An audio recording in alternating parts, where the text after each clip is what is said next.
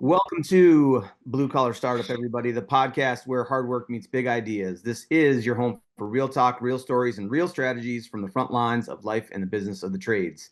I'm one of your hosts, Mike Nelson from Five Towers Media. And I'm your other host, Derek Foster of Daigle Cleaning Systems.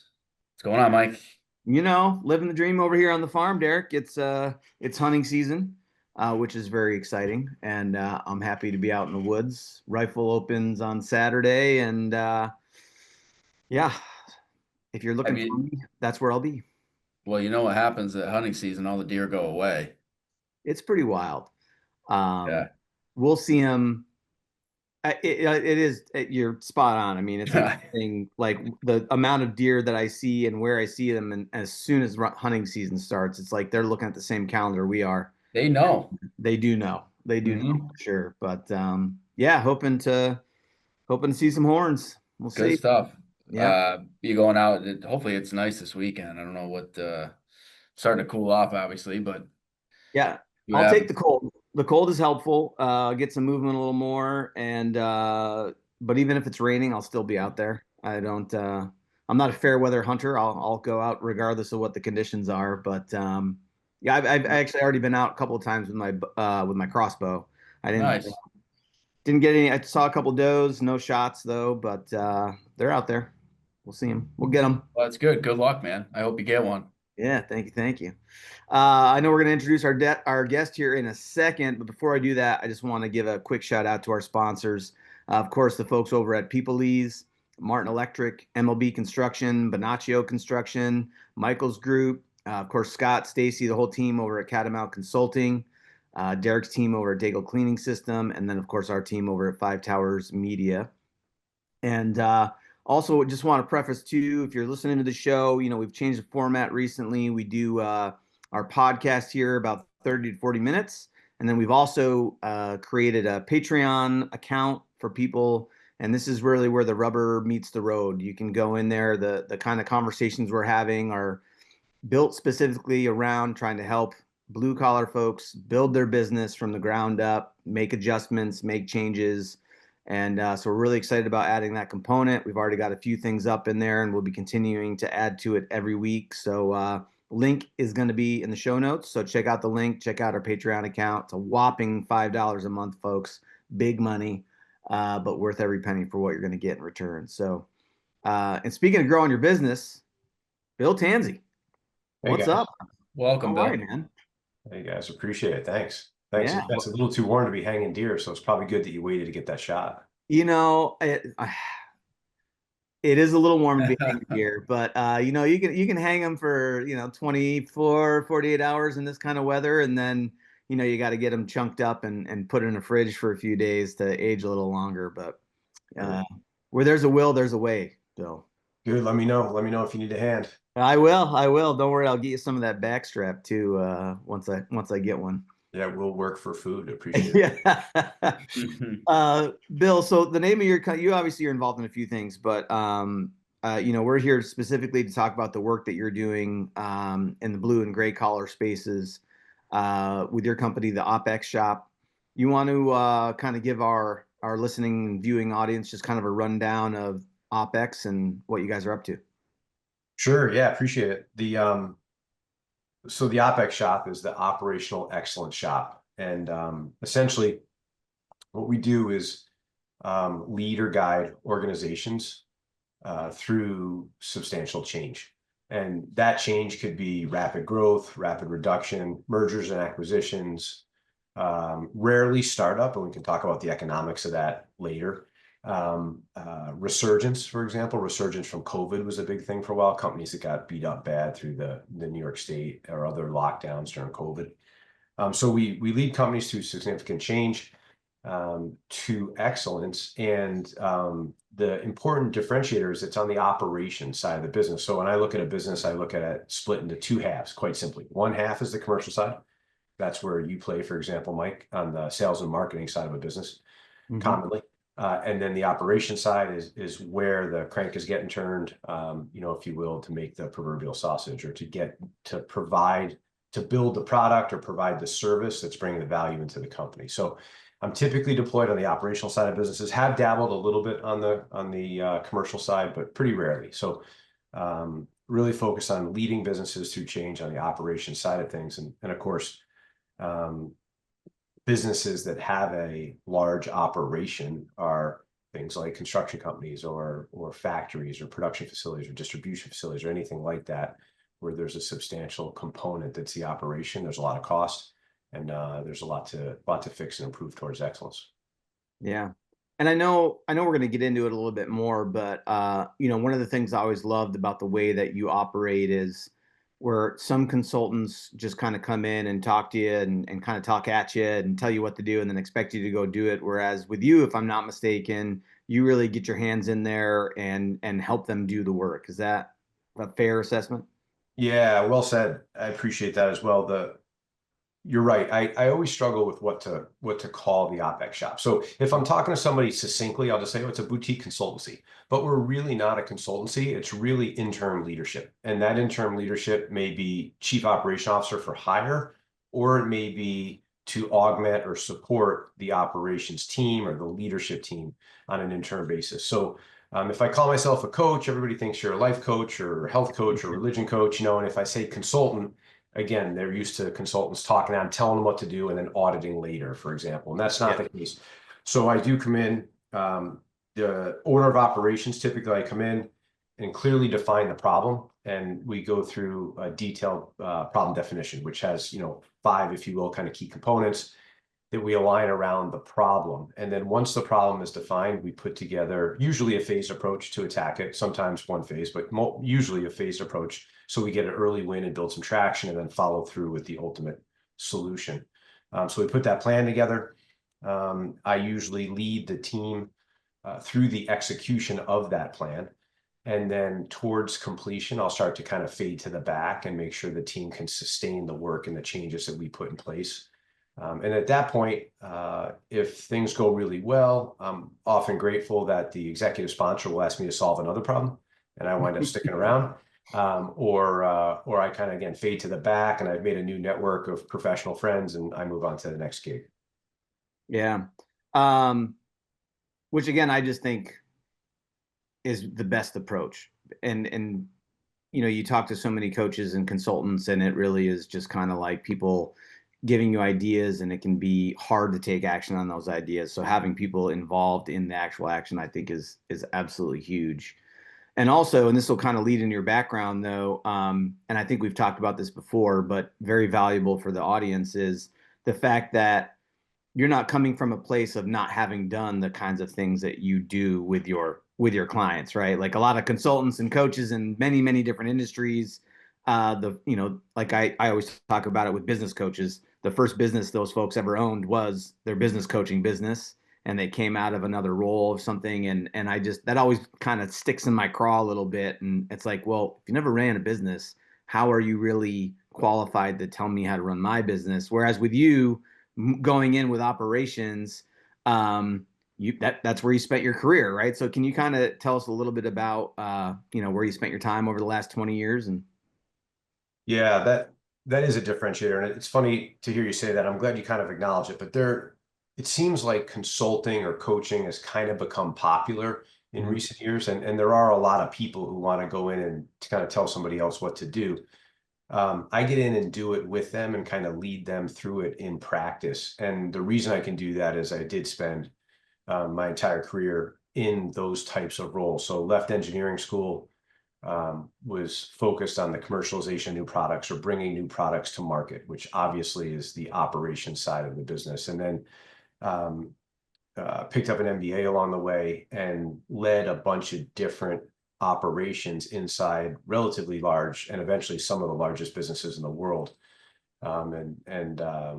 For example, if starting in new product commercialization, new product delivery is where I started. Towards the end of my quote, well, the career is broken into 3 phases. So phase 1, new product delivery or the commercialization of new products. Phase 2, leading some pretty substantial operations. And then phase 3, I consider what I'm doing today. So at the end of phase 3, just as an example, I had about, depending on the day, 300 to 350 what we call technical advisors under my leadership for the installation of wind turbine generators. Mm-hmm. And that was a global operation. And at the time I was charged with taking that from a US centric and German centric to a global operation. So there was a change, there was a problem. We needed to grow. We needed to leave Germany and the USA and go around the rest of the world. How are we going to do that? And how are we going to take this team and go be successful? So that was kind of, I shouldn't say my last stand. That was my second to last stand, but the largest reach, if you will. And then the second to last stand was in the oil industry before punching out on my own. And I don't know if are you able to say the names of any of those companies, or is that? Sure. Yeah. And of course it's on my LinkedIn as well. I don't like to lead with that. It feels No, silly. I know you don't want to be like name dropping, but Yeah. some of the names are obviously recognizable, and I think helps to speak to scale and Sure. experience. Yeah. So early on in new product commercialization was with Boston Scientific Corporation. At the time, it was the largest medical device manufacturer in the world. Later, there were some startups, and then back to big business again. And I was with the Danaher Corporation, which really became the basis for a lot of the work I do today, the Danaher Business System. People may be familiar with the Danaher Business System, or we can talk about it if appropriate, and how it has broad application in all sorts of industries today. And then leaving Danaher and the Danaher Business System, I was with a small company called General Electric for a while. And that's where small company. Yeah. I was gonna say I could have sworn that GE was somewhere on that list too. And I mean, they're monstrous. I don't even know how big they are at this point. I know they had a lot of changes the last few 10 years, but yeah, they're huge, and they do a really great job of controlling their external branding. And so if you haven't worked in GE, or if you've only worked in GE, you usually think really highly of GE. And granted, there's been ebbs and flows and changes over the years in GE, just to be clear, but on the 80-20 rule, I left Danaher, which is the pinnacle of operational excellence, definitely was at the time. There's others that are, catching up or playing similar today. But I left Danaher to go to GE. When I got to GE, my eyes were so big. I was like, I can't believe this place operates like this, in comparison to Danaher, which was like, whistle while you work, things are cruising along, everything's done right, if you will, and simply. Get to GE, and the level of complexity to do simple things was staggering. But yeah, so it provided a lot of opportunity for me. Again, when I was inside GE, I was repeatedly charged with fixing problems. I kind of worked as similar to what I do today, but internal to GE. So I was almost like an internal consultant. And when projects were really large, I could pull from a GE internal consulting agency that was based out of the headquarters in Connecticut, and I could bring them in to support the work I was doing on site, for example. But yeah. So similar work there, solving complex problems inside the General Electric business. Which I have to assume, solving complex problems for organizations that large, I have to assume that some of that problem solving and some of those processes that you use to do that scales down, maybe not to the startup level, but scales down to, organizations that are leading 100 or 200 people, as opposed to, leading. I mean, I assume GE must have thousands of employees worldwide. Yeah, tens of thousands. I don't even know. Yeah. You're absolutely right. So the nice thing about big businesses is you get a chance to try this stuff out. And if you fall down and scrape your knees, it doesn't put them out of business, right? So there's a tremendous amount of opportunity to learn really quickly. And also, it turns out that it's great for your resume or your LinkedIn page, because, efforts in GE returned, 20 million in savings. 20 million in savings is more than the annual revenue of some of the businesses I support today, excuse me. So, it allows you to put some numbers on the scoreboard. So, Bill, when we were first getting going, you had mentioned about and I forget how you phrased it, but it's the 5 parts or 5 things that you work on with can you explain that a little bit? Yeah. So, under the scope of operational excellence, there's a handful of pillars, if you will, that we're focused on. I think that's what you're asking about. Yes, sir. Yep. So, daily operations is probably the first one that we talk about. So daily operations, I learned a phrase in Danaher that stuck with me, and that was, are the trains running on time? And what it simply means is, if the trains are running on time, if your daily operation is doing well and producing money, then you earn the right to go play in other areas and do more. So first things first, you have to make sure the money machine is working and the company and people stay employed is working. So are the trains running on time? So how are daily operations working? So that's one area that I focus. And of course, when you've got daily operations running, you've got day-to-day problems that need to be solved. So problem solving is the second major area. So if daily operations turn red in any specific area, we need to get in and solve that problem and get the trains back on time. And then, of course, if those things are working well, you earn the right to go and be innovative and to figure out what the next thing is that you're going to launch or bring to market or make available that's going to help push the company down the road. And I use a tool that when I use, I call it strategy deployment. And it's based in something called Hoshin planning or policy deployment, which is all the work I do. None of the work that I do is a Bill Tansey original. These are all world-class, long practiced things that I was exposed to and did in big business and now kind of bring forward into the work I do. So my strategy work to lead businesses through, what 3 years down the road looks like. We back that to what does next year look like, and then what does next year look like? We put that into sizable bites in a way that are easy to understand and visualize on one page, and that kind of becomes the marching orders for the year. And then we check in on that process monthly. So that's strategy deployment. And the key piece there is it's not strategy. It's not annual strategy. It's strategy deployment, meaning it doesn't matter if it's not deployed and successful. So we can get together and talk about it. But if that's all that happens is you talk about it, get excited about it, and then nothing changes, that's no good. So we deploy it or carry it all the way through to results. And then the final area is the team. And that area is tremendously important, that you've got the right people on the team that are sitting in the right seats and crystal clear on what success looks like in that seat and are able to go be successful. And a minute ago, I mentioned how positively I thought of Danaher because of the Danaher business system. But when I was at Danaher, I had left a startup where I was exposed to an incredible leader. And that leader put a lot of emphasis on leading people. And I learned a tremendous amount, especially leading people through change. So when I got to Danaher, I said, what about the people? They said, Danaher business system. And I said, no. Like, what about the people? Like how you lead the people, the culture, Danaher business system. And I was like, you guys don't get it, So since then, I think Danaher has matured a little bit in the people leadership side versus the process leadership side, which is the other stuff we talked about. But that's an important piece. So I take the people leadership component from Roger, the mentor that I worked with years ago, and some of his teachings and some of the other kind of schools of thought around that kind of thing forward as well into the work I do with these teams. So we structure the people in the right spots and build the people up in the right way so that they can feel good about coming to work and winning. Bill, when you're working with these teams, like what do you see as the biggest challenge that these teams are facing, or maybe it's challenges, but what kind of crops up often for these folks? So yeah, the challenges vary. So now that I'm working with, I work with what I would consider mid-sized business. I guess I should look up a definition and find out what Google says mid-sized business is. But the businesses I work with are typically under 100 million in revenue a year, right? So in those businesses, and they go down to companies that are around 10 million or a little less, maybe 6, 7 million. So let's say 7 million to 100 million in revenue. And the problems, if you will, change typically a little bit depending on where you are in that spectrum. But generally speaking, one of the biggest problems I see is the division of responsibility isn't clearly understood.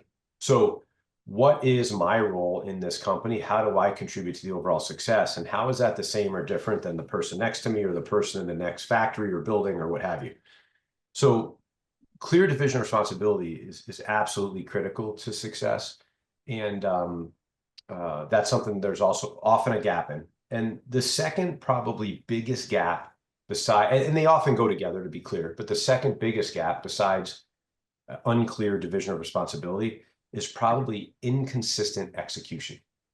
And so what does that mean? It means if I'm running the machine, I run it one way, and the person running the machine next to me runs it subtly different, or the person on second shift that replaces me behaves a little different. Mm-hmm. Or I'm framing the back of the house and someone's framing the front of the house, and we are operating differently. We're not operating the same. And when there's inconsistency in operation, mathematically, statistically, it's impossible to measure your success. When that's a bigger, longer story on college level statistics, or that we don't need to get into. But the point is if we don't operate all the same, measuring how we're doing is actually irrelevant. Like it's of no good. You cannot make good decisions if you're not behaving the same. Number one. Number two, if we're not all operating the same, it's nearly impossible to capture lessons learned, good and bad, and drive them across the organization, right? If you get everybody operating the same, you can often raise the overall level of performance. Not quite as good as, quote, the best guy, but damn close to as good as the best guy. And so between clear division of responsibility and operating repeatedly and consistently, those are probably at the root of just about everything that we go solve in one way or another. And so when you're working with folks and you're seeing these problems, like what are some of the things that you do with them that helps them overcome those? So, and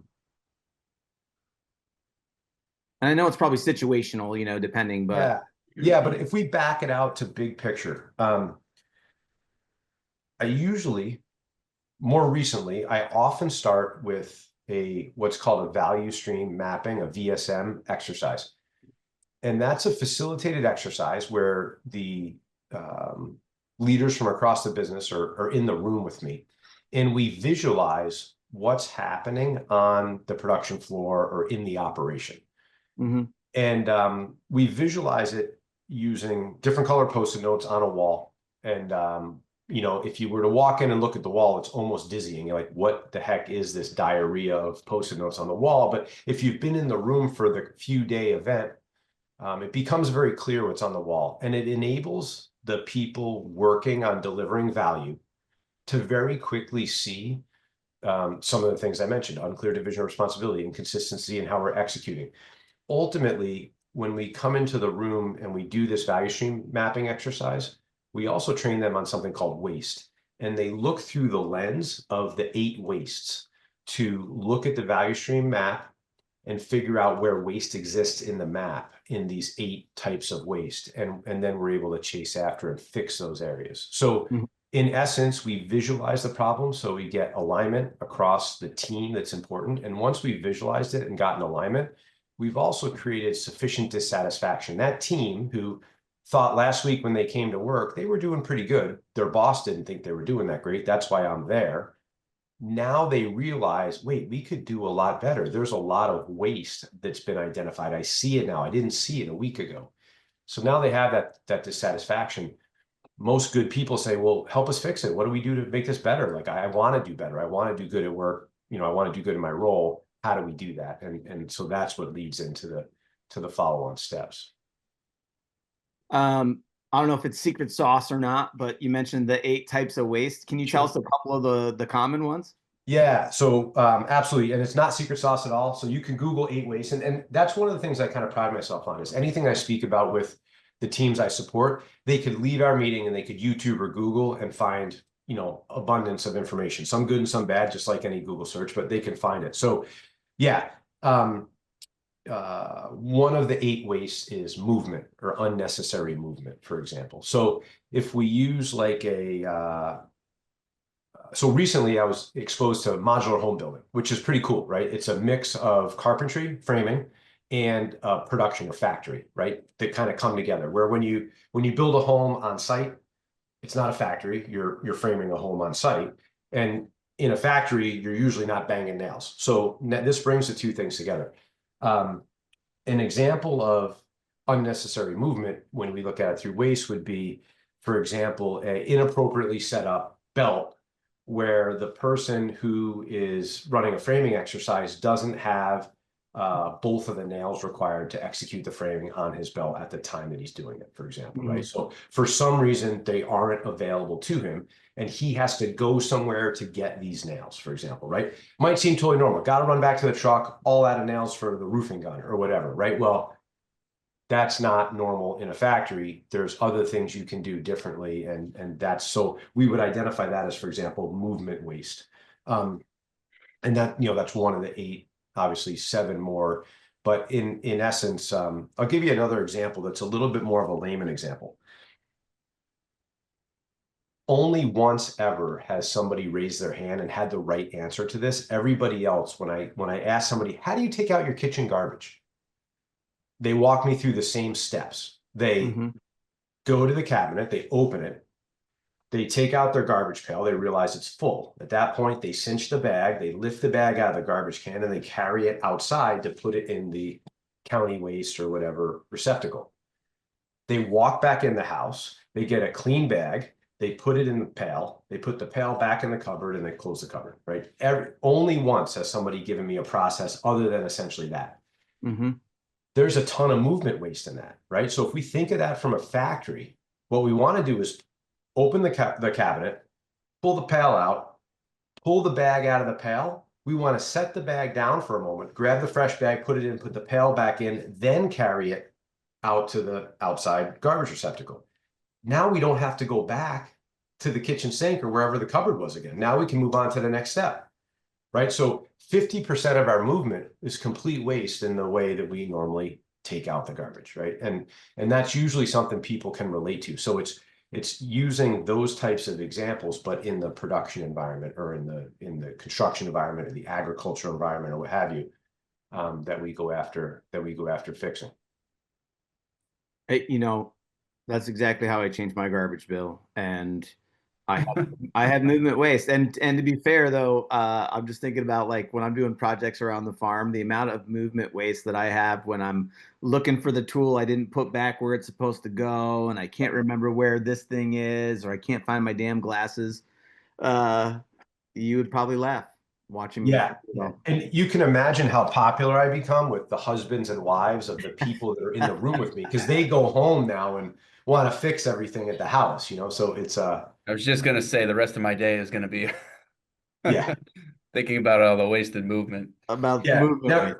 Yeah. And so that's a simple one to understand. At the other end of the spectrum is inventory waste. That's another waste. And then all the other 6 wastes kind of fall in between from a easy to understand, if you will, to takes a little more to understand. But at the end of the day, the 8 wastes are a structured brainstorming technique that allow everybody to look through new lenses and see stuff that they couldn't see before. And we apply that against the visual that I have them build out on the wall. And that's usually how we set our charter. And then everybody in the room, by the time we leave the room, will learn how to action plan properly. They'll build an action plan that helps resolve the waste we identified. And then I'll usually coach them through the successful completion of the action plan, give them templates and methods and processes to have them fix the things that are within their charge to fix after that. So that's kind of a big picture look at, like what an engagement might be like.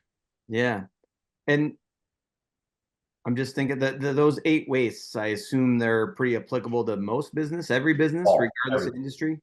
Yeah, everything completely ubiquitous, applicable anywhere, personally, life, although it does tend to annoy partners and spouses, and definitely any work environment. And that's one of the things that sometimes is difficult for people to understand, and they kind of look at me funny, like, really, I've been in this business, whatever it is, modular home building. I've been in the business of modular home building for 30 years, and you are going to show up and tell me how to do it?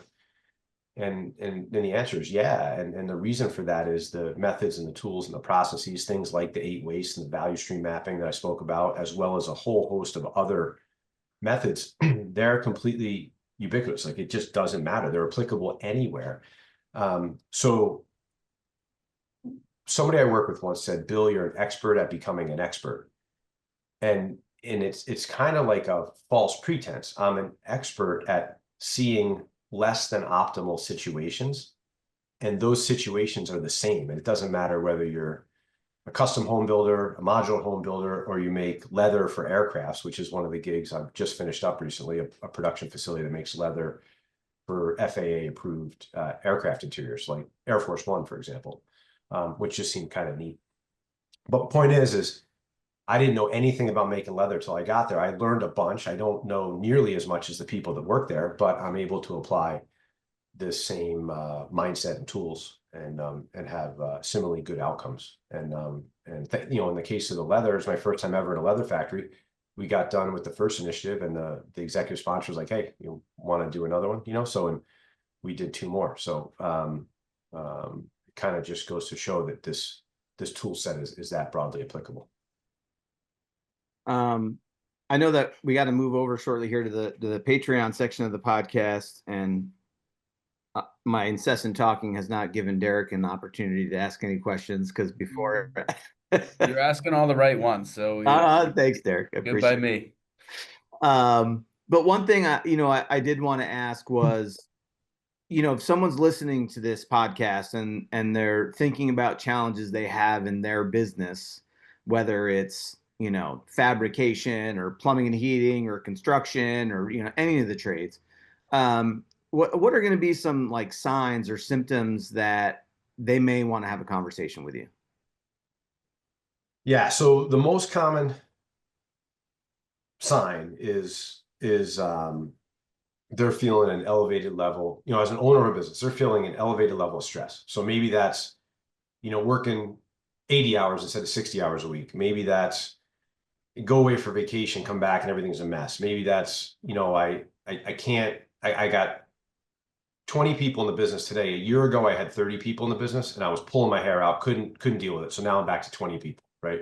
So those kinds of feelings or that messaging is a perfect time to reach out and say, hey, there's got to be a way to do this better. Like I want to keep growing. I want to stay in this, but like, I just can't manage it all. That's the impetus to start digging in and defining the problem. And then once we define the problem, using some or all or more than just the tools we spoke about, and getting it understood and getting in position. So yeah, I think that's the biggest sign. Now, some more obvious stuff is, I had a client who there was a change in Medicare reimbursement rates that impacted the service they offered, even though they work in private sector.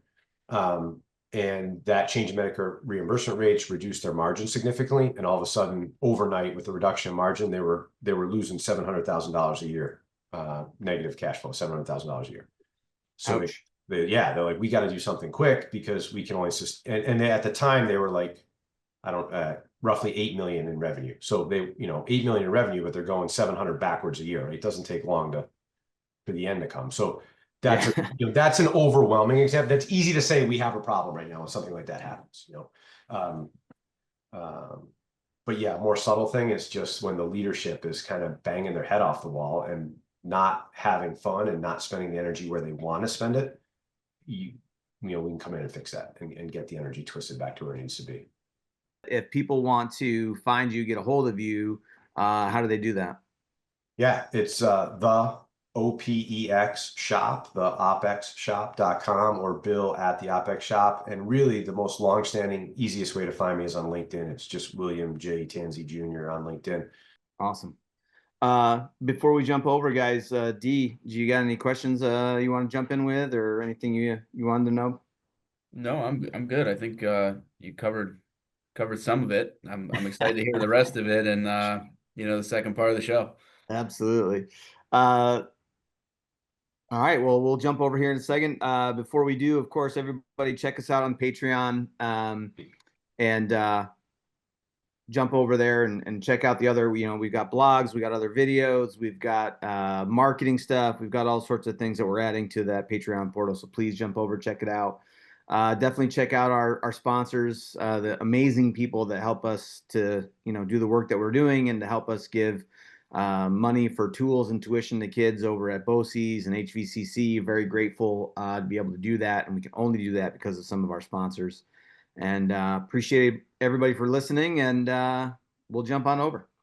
And that wraps up another episode of Blue Collar Startup. A big thank you to our sponsors, 5 Towers Media, Daigle Cleaning Systems, Daigle Fire Solutions, The Michaels Group, Martin Electric, MLB Construction, Bonaccio Construction, Peopleese, and Catamount Consulting for making this podcast possible. And thank you for tuning in. If you learned something or felt inspired, connect with us on our website at bluecollarstartup.io or email us at hardhat.bcsu@gmail.com. We'd love to hear your questions and topic ideas. Help us spread the word by sharing the show and following us on social media for updates. Until next time, keep on building, keep on dreaming, and keep hustling like your future depends on it.